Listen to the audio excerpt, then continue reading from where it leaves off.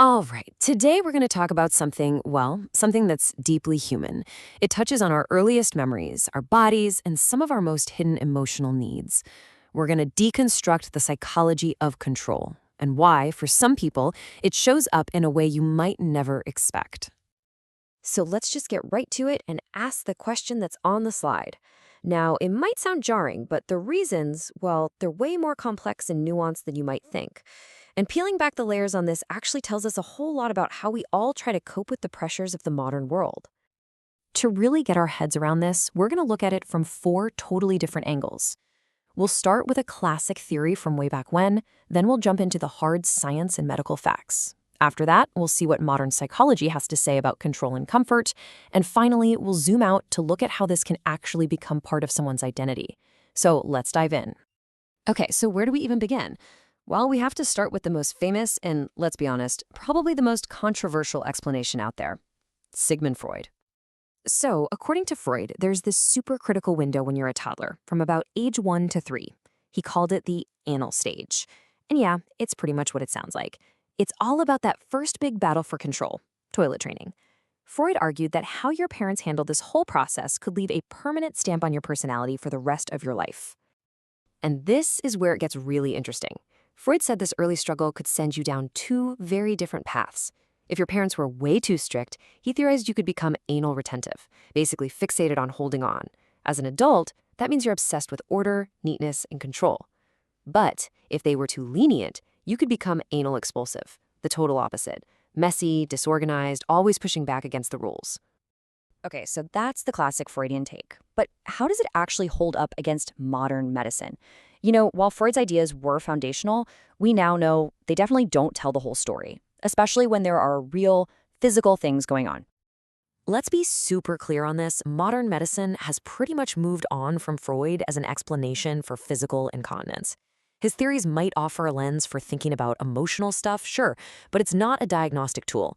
In reality, for adults, the vast majority of incontinence cases have a clear medical cause. And to give you a sense of the scale here, just look at this number. One study found that as many as 82% of adults with autism experience some form of incontinence. That's huge. It really highlights this powerful link between neurodevelopment and bodily control, and it shows that for so many people, this is a medical reality, not some Freudian hang-up. So why is that connection so strong? Well, it's not just one single thing. It's a whole mix of factors. Everything from reduced interoception, which is a fancy way of saying you have a harder time noticing your body's internal signals, to things like chronic constipation, sensory issues, and anxiety. It's a truly multifaceted physiological challenge. And anxiety, man, it can create this powerful, vicious cycle. Stress can lead to physical issues, which can then cause an accident.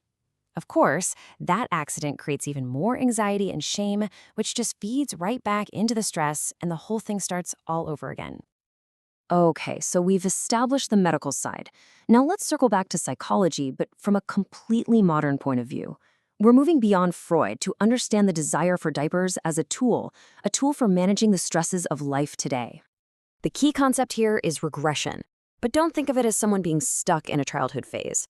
Think of it more as an active coping strategy.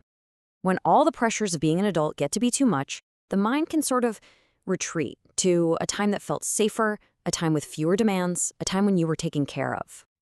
And this gets us right to the psychology of comfort.